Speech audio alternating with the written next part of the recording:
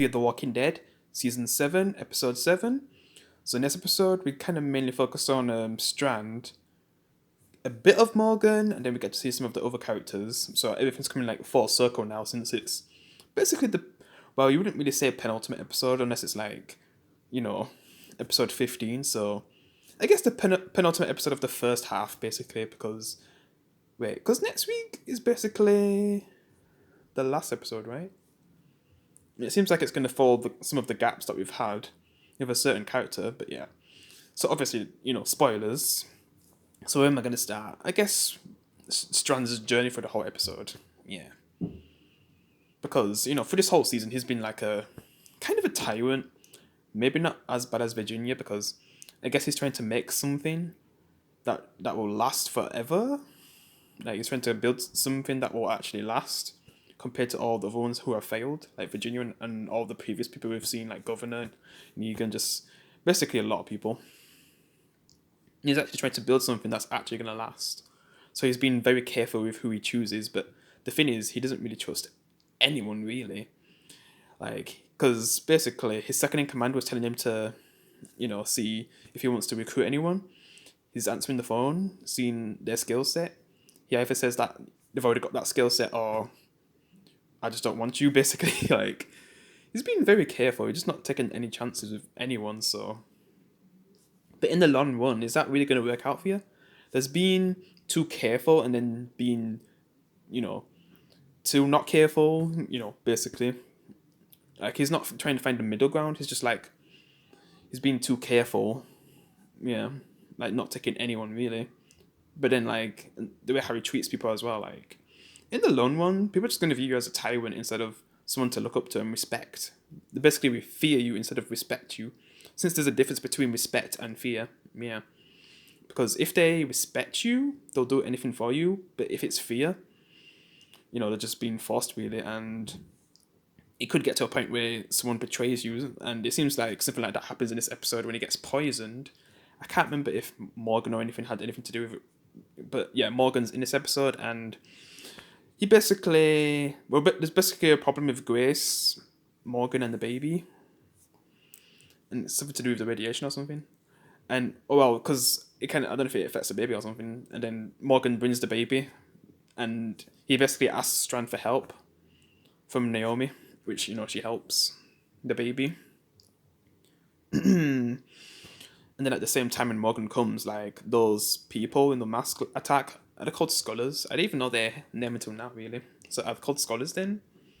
We kind of learned out more things about them by the end as well. But basically, they attack Strand's place. And basically, they ask to talk to Strand and what he'll do if they don't listen. Things don't really work out, so they attack.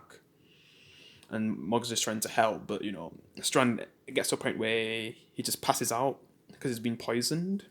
And now he doesn't trust anyone now, like, when he gets to that point. But then when he gets to the point where things are really bad, he kind of has to trust Morgan. But then he still takes the baby hostage because, he doesn't trust Morgan with, the history they have together. Yeah. What happened in the last season too. Yeah. So yeah, basically, he's supposed to, like, go down somewhere to start something. But things go wrong, and basically Strand gets stuck. But he still takes a chance to give the baby to Morgan back. And Strand feels like he's going to get left to die since he's not really feeling well.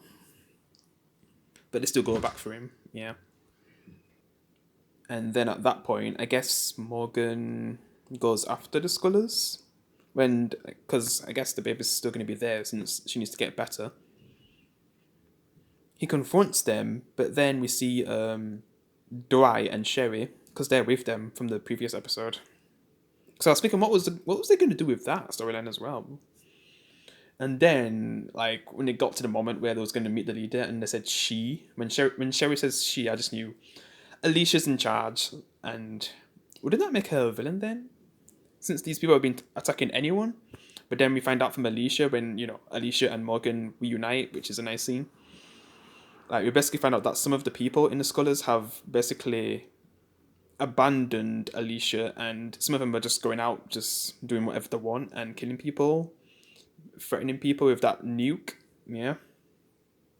It even gets to a point where they come back like the ones who were banished by Alicia, and they basically bring the walkers. And Morgan tells them not to shoot. They shoot, then it kind of spreads the thing that's gonna infect them. The radiation, basically, yeah.